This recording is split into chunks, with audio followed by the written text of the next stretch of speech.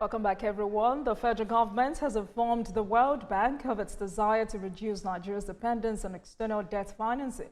This is part of a broader strategy to explore alternative funding sources beyond traditional multilateral loans. Minister of Finance and Coordinating Minister of the Economy, Mr. Wale Edu, made this disclosure during a meeting with the World Bank Executive Director, Dr. Zainab Ahmed. He reiterated the government's focus on fostering a business-friendly environment that attracts sustainable investments and drives private sector-led growth. Now, let's tell you that Nigeria's public debt stock surged to 134.3 trillion naira at the end of the second quarter of 2024. This was an increase of 10.35% from the 121.7 trillion naira recorded in the first quarter and announced by the Debt Management Office. And according to official statements from the Ministry of Finance, the increase, mainly driven by the devaluation of the naira, highlights ongoing challenges related to exchange rate volatility. So tonight, to take a look at Nigeria's efforts at reducing external borrowing, and my guest tonight, Dr. Vincent Wani, is an economist and investment specialist, and Kayode Oyedeji, who is also an economist. Gentlemen, good evening to you. Thank you very much for joining us on Politics Tonight, and Happy New Year to you. Dr. Wani, can you hear me? Thank you very much for having me. All right. Now, let me start with you, Mr. Oyedeji. Okay. Nigeria's domestic and external debt portfolios review strategic borrowing trends. And if we're to look at what is there, federal government does not see anything wrong with borrowing, especially to finance infrastructure project. But it looks like you and your colleagues, economists, generally have an issue with this. They say this is a burden to Nigeria. Why is this so?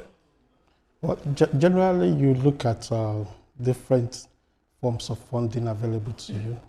You have budget deficits, then you have huge infrastructural gaps to cover up. The infrastructure stock to GDP in Nigeria is just about 30%. Many developed countries have as much as 70% of their GDP as infrastructure stock. So Nigeria has a long way to go. You have to look at different options. And over the years, we've been borrowing, both locally and from abroad. So the challenge now is, have we reached a point whereby we need to begin to look more critically at alternative funding sources, looking at which one comes cheaper, better to manage.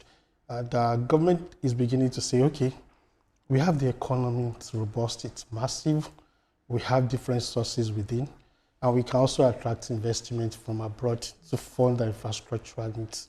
If you look at the pension fund, for instance, it's in excess of 16 trillion naira. That's about $20 billion or thereabout. And the estimate in Nigeria is that you need about $3 trillion or thereabout to cover the infrastructural gap annually. And that's far beyond what government can do, far beyond what even borrowing can achieve. So the wise thing at this point is to create a system, a platform, whereby both private sector people within Nigeria and foreign investors from abroad can begin to take more active participation in the economy, especially when it comes to funding infrastructure. And I think they've had some very good models which they can follow.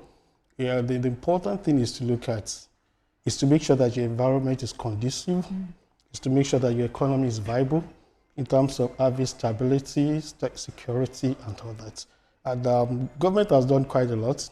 We now have what seems to be foreign exchange stability, which should be an encouragement to foreign investors. So rather than going for borrowing, it's only natural that government explores those other funding sources which are cheaper. They come with a lot of commitments too. People are putting in their money. They're going to make sure they put it in the right place. They do their due diligence far more than what the public sector would do. Okay. Then they have what government now needs to do is to make sure that the regulatory environment is good, the operating environment is good, big enough to accommodate all kinds of investments. Don't forget that Nigeria has the biggest consumer market in the whole of Africa. We have the population, we have the needs. Our needs are also a part of our problems. Our problems are part of our needs. So government government is looking at the right direction by saying, let's reorder our funding dynamics in such a way that we do less of borrowing, either from within or from multilateral agencies, and begin to encourage private sector people. And if you look at the funding mechanism for Lagos-Calabar Expressway, there is a lot of room for private sector investment. And here we sit on top of what has been a major success story for private sector participation in that infrastructure. That's the Eco-Atlantic. We are going into a realm where government will not be able to even fund infrastructure to a level that can adequately support growth. So before we get that, that's in a minute. This is not the first time the federal government was saying we need to borrow less, but have we really practiced it?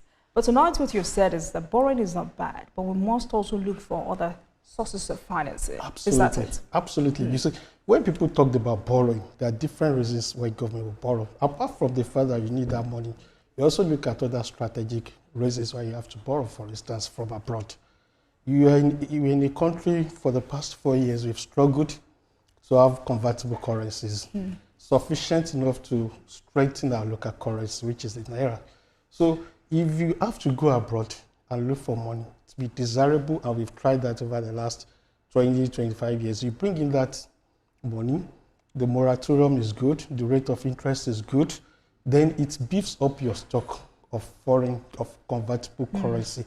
But you see, the more we do that, the more we also come under pressure to repay these loans, both the principal and the interest. So what government is trying to do is, yes, we have the laxity to borrow, but it's putting on pressure on public finance.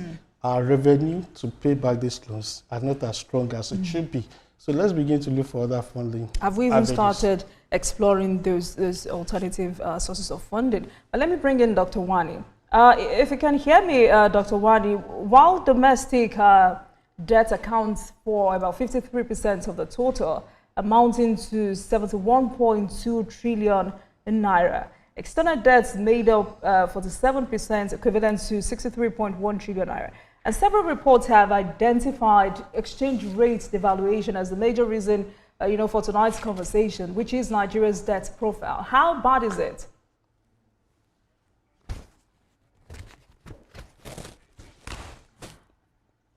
All right. We'll get to Dr. Wani in a bit. So I would like you to react to that. Okay, please, can you?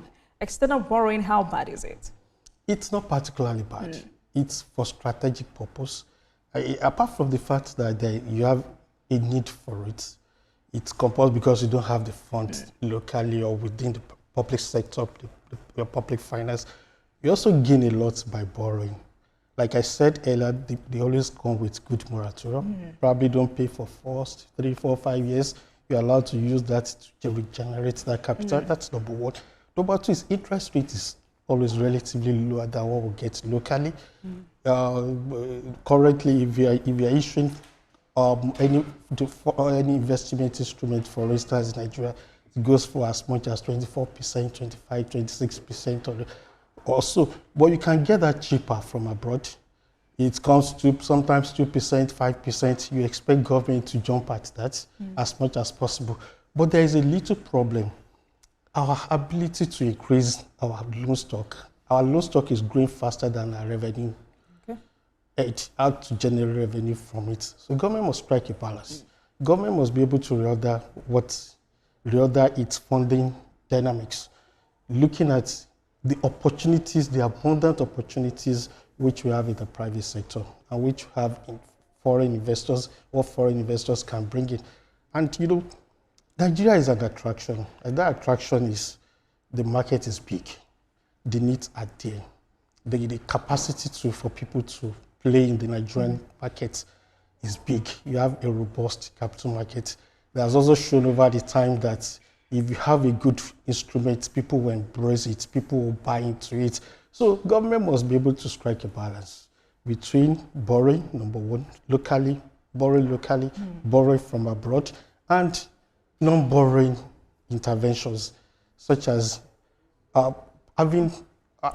converting your infrastructural needs to investment instruments. The opportunities That's what are you there. mean by non-borrowing interventions. For instance, we want to build roads. Let me put on Lagos-Calabar highway. You can get foreign investors to do this. You can also get local investors to come in and partner with them. In addition to that, you can even break these things down to investment instruments, derivatives, which you, an ordinary man on the street, you and I, can also buy into can convert them to investment instruments. So when you have this, there is this high sense of ownership that comes with it. We own it. Yeah, it's ours. It is ours. Then people begin to have this protection, give it extra protection, don't damage what belongs to all of us, protect it, use it very well. People begin to complain where necessary. People, when you have that sense of ownership with a larger congregation of the public, it makes your job easy. Then another thing which government will probably need to work on is the orientation. It's changing gradually. People are beginning to view infrastructure differently.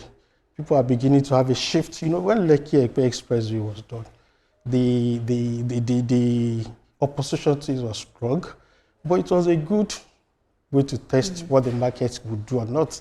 And people are now looking at, instead of rejecting this package, why don't you look at the content? Number one, you look at the cost of doing that project, the internal rate of return, the tenure of that project, and co. So the awareness is high.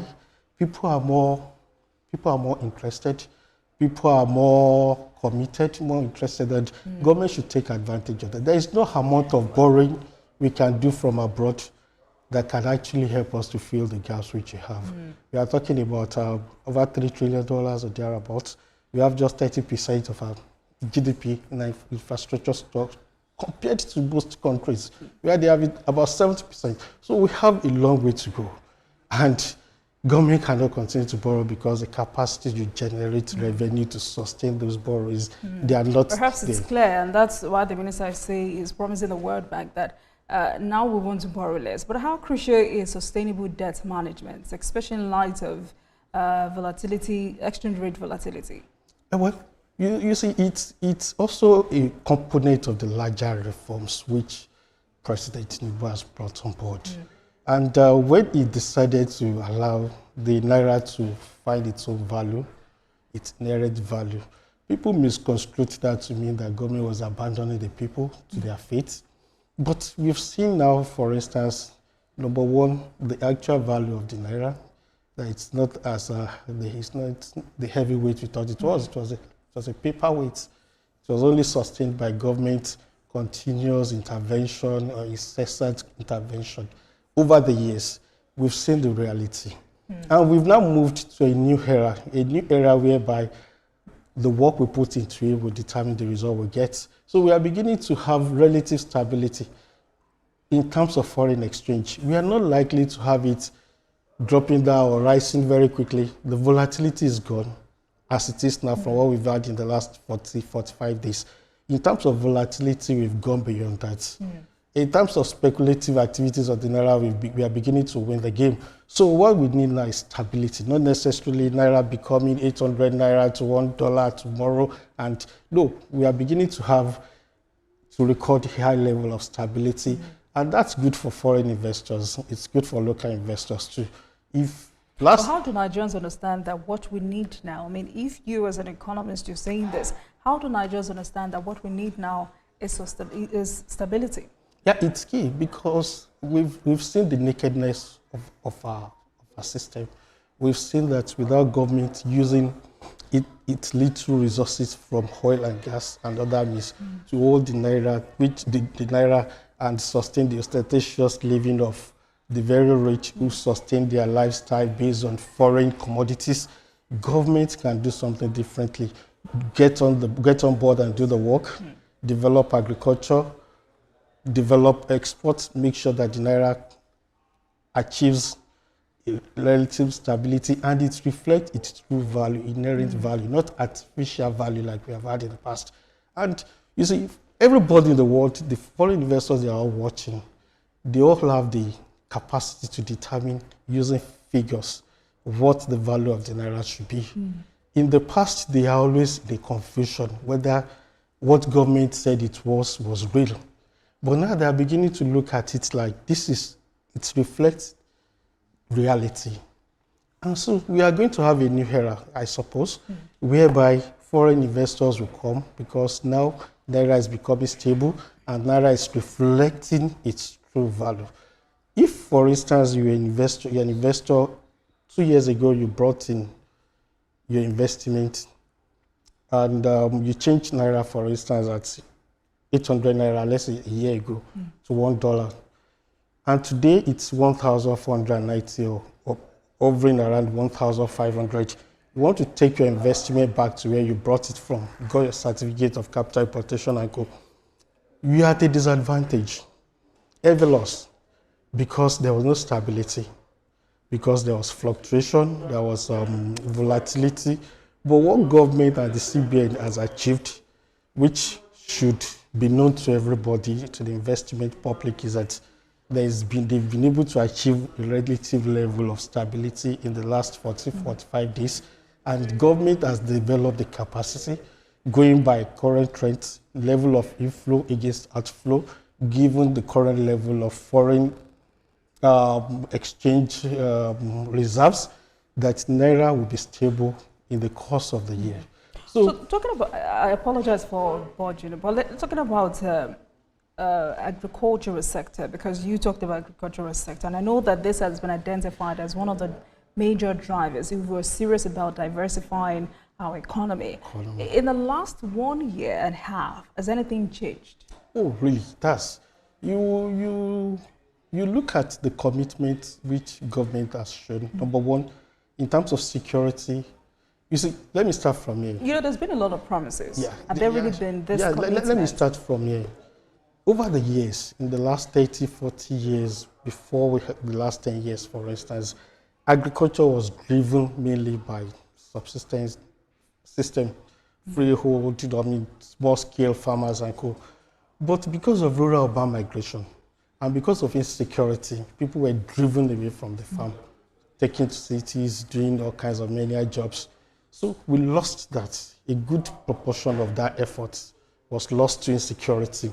So now the government has been able to deal with that aggressively. They still have a long way to go.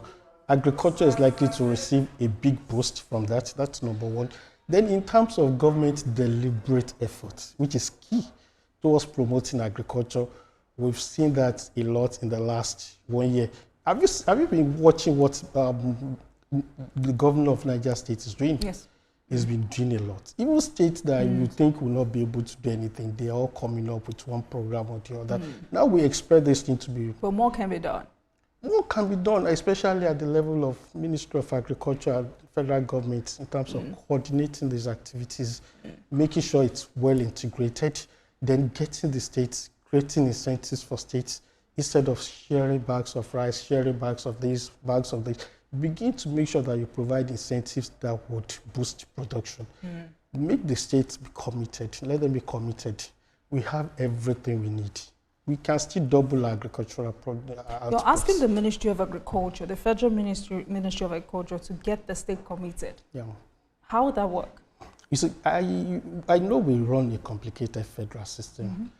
State governments are basically in charge of agriculture, except the waterways, the inland waterways that is directly under federal government. Bulk of what we have to do in agriculture has to be done. But you see, if you take it at piecemeal level, Niger is doing it so, not properly coordinated, no synergy between Niger and Osun State and other states of the Federation, you will not get the desired results because they all operate within different climate belts and all this stuff. So you expect a robust, well-integrated... But if Osun State is not serious, what do you think Niger State can do? That's where there must be a central coordinated system where it's fully integrated. You know what's expected from Osun State. You know the incentives you push to Osun State to get cocoa out or to get corn out. You know the incentives you need to push to. You know, quite often we tend to believe that there'll be uniformity in terms of intervention, government intervention, and that's not really working. What Niger State needs, the kind of output you expect from Niger State is different from the output you get from Fadama system in the south and all of them. So we need a well-integrated stuff. There was a time the president promised about 3,000 tractors. Those things came a little bit when we were rounding up agricultural season last year. We expect those things to come in. So there must be a main driver at the top. Okay. A main driver at the top who would drive the process, who would show zeal, energy, that it is capable of driving the state along. The states have capacity, and the bulk of the work is in their hands. but there must be a central coordinated system. All right. So let's take a break, and when we come back, we'll continue this conversation. In the long run, we are all dead. So when you talk about the long run, you're looking too much into the crystal ball. And Nigeria has the potential to be one of the top 5 economies in the world, even before then. We've lost a lot to corruption in the past, lack of planning, lack of commitment, and excessive spending? Yeah, excessive spending, misplaced orientation and spending. We thought we were rich because we had oil, but unfortunately we were left with the cost and the burden of oil. We didn't use our oil resources judiciously and appropriately. So we are not rich, we are poor, we're a very poor country, but we are potentially rich. Yeah, 2075 is about half a century away. If you're able to tap very well the potentials which we have in the economy, it is possible. We can even do a lot better than that. We were almost catching up with the developed world, the 60s or thereabouts, but we took things for granted, and we started looking at what individuals can get, not what the society can get. It takes a lot of work. One thing, I'm not here to sing the praises of the president. His party may will do that better.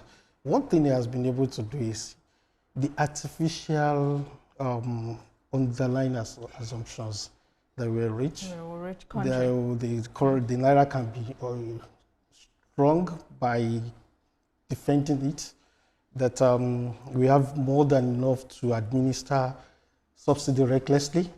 Those artificial assumptions are gone, and I don't see any government coming back to bring them back. That government will be foolish, be working against the clock.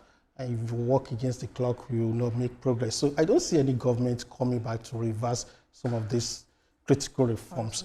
Those reforms have the potential to make the economy work at its optimum level. If you're able to achieve that, we'll achieve full employment before 2075. If you're able to pursue it, streamline and build on the potentials, inherent potentials of these critical reforms, we are likely to be one of the top 10 economies in the world. We have the people, we have the resources, human, not human, natural resources, we have everything. What we need is the discipline, the ability to work as a team, as a people, begin to look at what is good for the system and not necessarily what's good for an individual. We have a long way to go. But the good side of the reform is that those funny, reckless, or realistic assumptions that the Naira is this, what it was not. You do subsidy that you cannot really identify the beneficiaries. You run subsidy that will eventually benefit those who don't even need subsidies, the rich. Those things are gone, and now we expect greater level of efficiency within the system. Let's talk about the 2025 budget. I mean, President Bola Tinubu proposed 9.77% increase in this budget from 49.7 trillion to 54.2 trillion. And some have described it as a double-edged sword. By its Naira size, this is like the highest federal budget in history. Am I correct? Yes, you're correct. So, I mean, I also believe that a bigger budget may be necessary to address urgent needs. My concern and question is how we must manage it for it not to worsen inflation. Well, I don't see the budget as, I'm happy you mentioned the Naira value, Naira term. If you convert it to dollars, it comes to about $35 billion or thereabouts. When we convert into dollars? Yeah, that's just another scale of measurement. If you're looking at the budget of $35 billion for 200 million people, it's still very insignificant. It's not likely to still scratching the surface. Of course, when you had the budget, 54.2 trillion naira. Yeah, yes. If you had the budget of the subnationals and everything together, we're probably looking at the budget for health or education in South Africa. Everything comes to that. So you see, we have a long way to go. But I agree with analysts who have said that let's make it gradual, steady, so that we don't rock the boat. We have high inflation rates. If you pump too much water, you have expansionary fiscal policies, it's likely to. But then it's left for the CBN. By the time we heard, by the 16th or 17th of this month, when the MPC meeting is held, we'll have better direction as to what the rates will look like. It looks like the CBN is planning to postpone that to March. It's March, yes. So we'll have what the rates will look like. Everybody knows that with market trend presently, we are likely to begin to have a bit of cycle in terms of inflation rate. Would slide down and begin to have respite. The supply side is better. Now, the critical thing about Nigeria's inflation is not always about the size, but the utilization and the discipline in its utilization.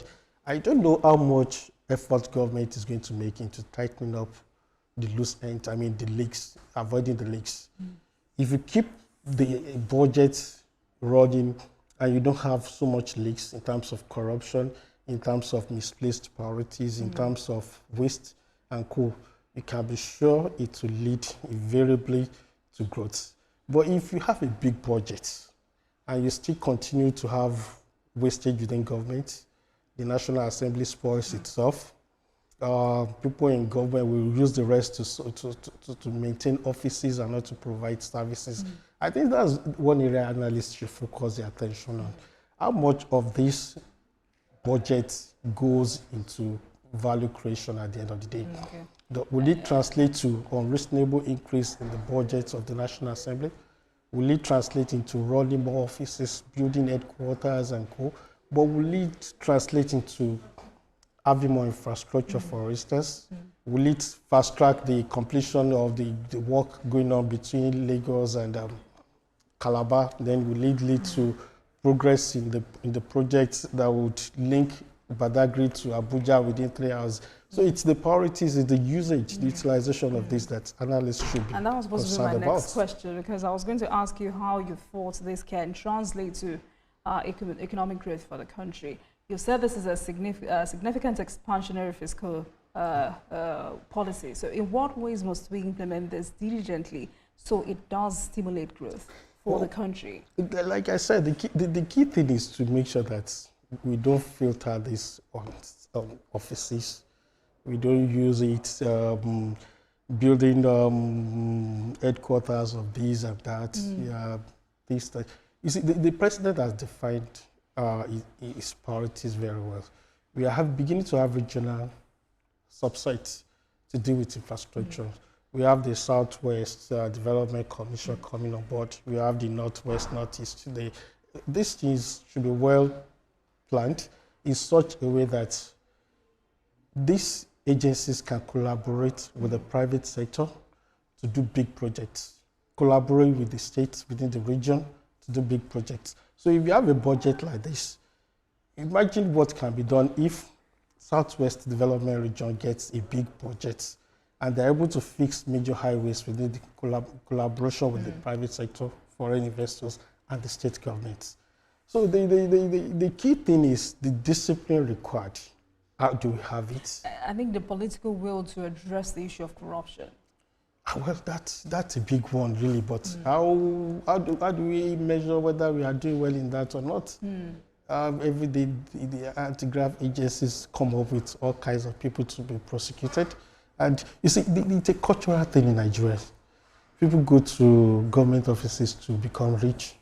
And that's one terrible dimension to our national life that we've not just been able to address. Are you saying corruption is part of us? We may not be able to address it. I'll give you an instance. You have a local government, for instance. I was doing a research recently, and I was comparing the budget of Lagos to the budget of the city of Portsmouth in the United Kingdom. And I discovered that everything done in the United Kingdom was quite participatory.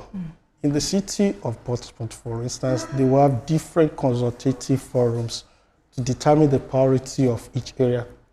Here we need our road, here we need children playground, here we need this. That's the minimum standard which a local government in Nigeria should. So how participatory are people in local affairs in their local government? That's the lowest level of leadership governance. So these are the things which the non-governmental organizations should begin to promote. I should be able to walk into my local government, for instance, and begin to discuss the content of the budget for next year with whosoever is in charge. Citizens should be able to tell them the number of roads with potholes in their areas. In fact, they should be able to have a clear, how much are we earning as a local government? How, you see, it's about taking ownership. And that's one thing private sector participation would also help to address. Okay. So if there is a local government, for instance, the local government chairman pretends to be larger than life, whereas he should be just one of us in the hood, in the neighborhood. We should be able to approach his office and ask him, Mr. Chairman, what are the priorities of government for this year so that we can align with it? He should be able to engage us and say, in 2026 budget, for instance, we are looking at this number of roads. This is how much we're expecting from federal government. These are internally generated revenue. This is the total amount of money we expect. How do we prioritize to make sure that we attend to the welfare of the people? Well, you hardly see all these things there. So one key thing to make sure that the budget works is for everybody to get involved. If you don't get involved, we complain about miscreants taking charge on the streets. Those in offices need those miscreants to hold us away from holding them accountable. So somehow, we should be able to get involved. All right. Let's talk about budget performance. How have we fared in recent years? I'm asking because it looks like we've always struggled with implementing our budget cycle up to 30%. Sometimes 40%. 40%?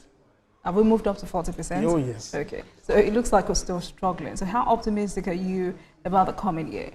You know, it's a function of the revenue too. Okay. When you have budget, you are talking about estimates. You are not talking about actual. Yes. So you have shortage in either side, especially at the revenue side. You're unable to implement the budget as much as you can. So I'm persuaded to believe that the more government extracts resources, revenue, income from the people, the more people are able to hold government accountable. Okay. If, for instance, you are telling me to pay tax, it's my lawful duty to pay tax. But the moment that tax is paid, I must be able to also demand for performance. I agree. So it's a two-way thing. But because many don't pay tax, for instance, they don't have the moral and the legal authority to tell people. And so the justification. By and large, we continue to grow. But the key thing is government must make sure that civil education is enhanced. People know their rights. People know their responsibilities. I have a responsibility to meet demands of my local government chairman as much as I can. I don't know, the state government may not be able, but there should be an avenue for us to say, this is what you have done. I mean, accountability is key. But in terms of budget performance, really, we keep hoping there will be improvements. And we are realistic with our budget estimates too. I want to take you up on effective monetary policy implementation. What's our biggest challenge? Monetary policy implementation. Well, the biggest problem with monetary implementation is always the fiscal side of it. It always takes the game beyond the control of those who are in charge of the monetary system. Inflation, ensuring price stability and co. They have to rely on what happens at the fiscal side. So that's the biggest challenge. For instance, the CBN says, I have to fight inflation. So, it has used all the tricks in the book. Increasing the rates, doing everything, reducing money circulation, reducing banks, this and that. But they've not been able to achieve the desired result because the fiscal side remains a challenge.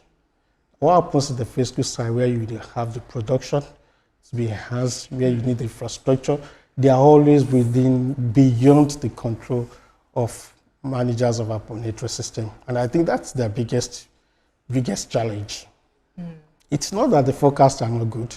It's not that the interventions are not good. But the main thing is, if you want to tame inflation, for instance, you say, okay, let's increase the rates, let's put the monetary policy rates higher and cool. But the production is not, the goods are not coming out because militants they've taken over the farms and cool.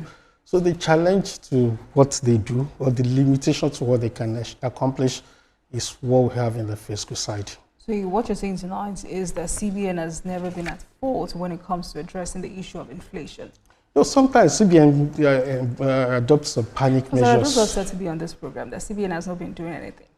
Well, nobody will say that. when they meet every. I mean, the right word was that CBN doesn't know what to do. Oh, nobody will say that. The CBN is equipped with robust intellectual capacity, research capacity, data gathering capacity, and all that. So if you look at the CBN and you dismiss CBN's efforts as incompetent, or you cast aspersion of incompetence on the CBN, then that can only come from people who don't know how the system works. The biggest limitation the CBN has had over the years is just because the main issues are beyond its control. They are not what CBN can control. And if you look at what the government did under Buhari, for instance, government started giving CBN fiscal responsibilities to grow agriculture. Before, all they did was just to do agri-guarantee and code to encourage people to lend, banks to lend to agricultural sector. Well, CBN started administering money, started building rice pyramid, supervising how items are shared to farmers. I mean, that's only in Nigeria. I don't have a record of that done anywhere in the world. So CBN went out of its limits, out of its traditional responsibilities to help on the fiscal side. So the biggest challenge CBN has is not that they don't have people who can read the figures. What challenge does excessive government spending pose here? How do we enhance fiscal prudence? There's no two way than to make sure that there is value attached to every kobo spent government. Value is attached to it, adding value to the system. The problem is just that we spend on offices and not on services. I'll give you a little instance. Why should we have a budget, for instance, where you have building headquarters of this agency, building headquarters? Can we have 2 years or 3 years and say we are not going to build those things? We'll focus on building roads, building hospitals, we won't build offices. Then you say there are needs. When they bring it to the president, this agency needs. What about the houses seized by EFCC and co? Let them make use of that and save government from investing recklessly in things that won't add value. You see, the problem we have over the years is that we reduce the economy to contract awarding and implementation and co, and everybody struggles to put something in the budget so that it will be rewarded by contract. Let's stop running a contract-based economy. Let's begin to look at how to create value. You know, when you create value, it's not just you want to build roads, you build that roads at competitive rates, globally competitive rates. You don't build roads. There's 10 times what you used to build it in Ghana, in Nigeria. You are not being competitive. So what government needs to just do is to make sure that they strengthen the Bureau of Public Procurement, then have globally standardized rates and co for major public works. And we're also trying to do that with Bureau for Public Procurement. Then how much of that they're able to achieve immediately after that government left is another thing entirely. So we need to go back to that, making sure that we reduce the cost of running government, bring government to the barest minimum, and we provide services, not run offices. That's a key thing. You make somebody a director in an agency, his salary is maybe 12 million or 60 million per annum. Invariably, you give him a brand new car, you give him a backup car, you spend about 200 million naira on that office already. And at the end of the day, the man gets 12 million salary. You see, we are not just being realistic. Talking about excessive spending, this reminds me of, at this point, some ministries, agencies are asking for increased funding, and they want out of enveloped budgetary system. First, what is wrong with enveloped budgetary system? There's really nothing wrong with it beyond implementation. The honesty, making sure that, you see, the problem with this is just very simple. Inflating contracts, it's a normal thing in Nigeria, and it has almost become something that nobody can tame or stop. And as long as we continue with that, you want to do a contract of 12 million, invariably it gets to the budget at the rate of 100 million. You keep creating economic rent. If you have economic rent, you don't get growth. Because economic rent eventually leads to leaks within the economy. Economic rent simply means people get more rewarded than the efforts they have put in. So as long as people get into government and they become super comfortable, you will see a new trend, a new dimension to it. Right. People want to leave private sector to migrate into the public sector. In the past, it used to be the other way around. People in the past, if they wanted good life, they would want to migrate from the public sector to the private sector. But the reverse is the case now. People now run away from competitive environments where their skills are in high demand, then they run to the public sector for good